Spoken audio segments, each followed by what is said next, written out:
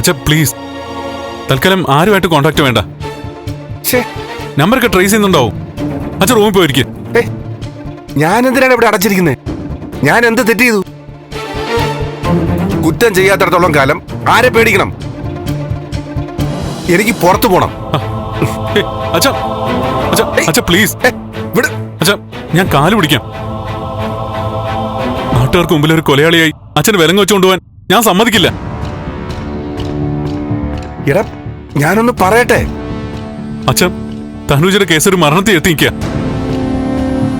മരിച്ചതാണെങ്കിൽ നമ്മുടെ ബലരാമനങ്ങളും. അതിന്റെ ഒരു ഷോക്കില്ല ഞാൻ. ആ കൊല നടത്തിയത് അച്ഛനാണെന്ന് കൂടി ആൾക്കാർ പറയുമ്പോ പേടിയാവുക. അച്ഛൻ എവിടെയും പോകുന്നില്ല, വിടില്ല ഞാൻ.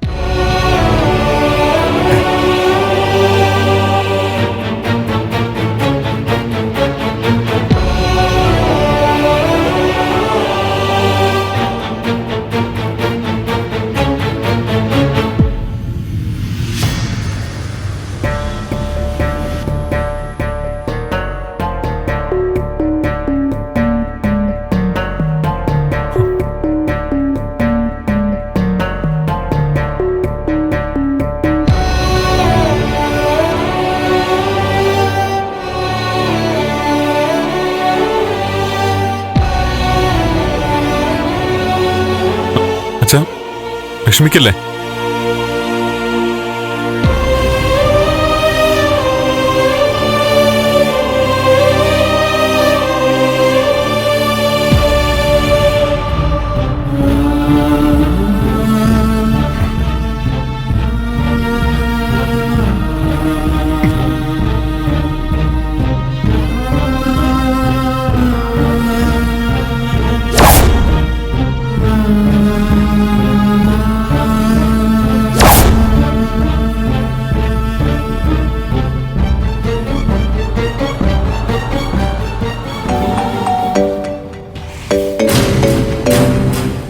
നന്ദന,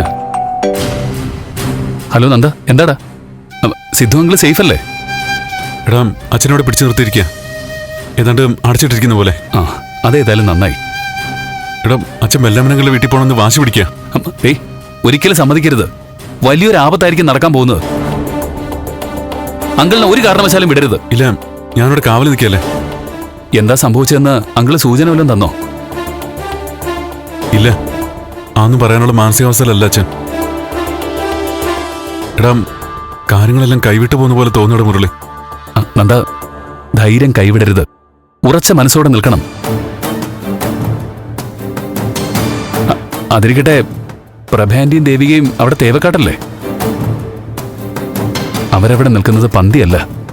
അവിടുത്തെ കാര്യങ്ങൾ എങ്ങനെയെന്ന് അറിയില്ല. ഞാനിവിടെ നിന്നേ പറ്റൂ.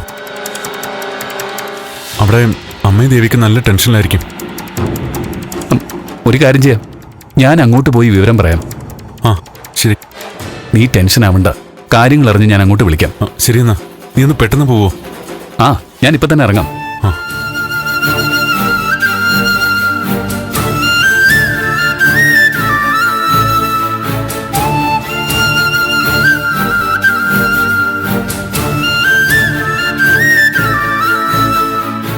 കാര്യങ്ങൾ വലിയ കുഴപ്പത്തിലേക്ക് നീങ്ങല്ലേ മുരളേട്ട? അതെ, എന്ത് സംഭവിക്കാം. ഞാനേ ഒന്ന് തേവക്കാട് വരെ പോയിട്ട് വരാം. മുരളേട്ട വേണ്ട, അമ്മ പറഞ്ഞത് മറന്നിട്ടില്ലല്ലോ. ഈ പ്രശ്നത്തിന്റെ ഇടയിൽ എങ്ങും പോണ്ടെന്നല്ലേ പറഞ്ഞ്? അല്ല, ഞാനിപ്പോ പോയില്ലെങ്കിൽ അമ്മയോട് വേണേ പറഞ്ഞിട്ട് പൊയ്ക്കോ. ഇല്ലെങ്കിൽ അമ്മ തിരക്കി അങ്ങോട്ട് വരും.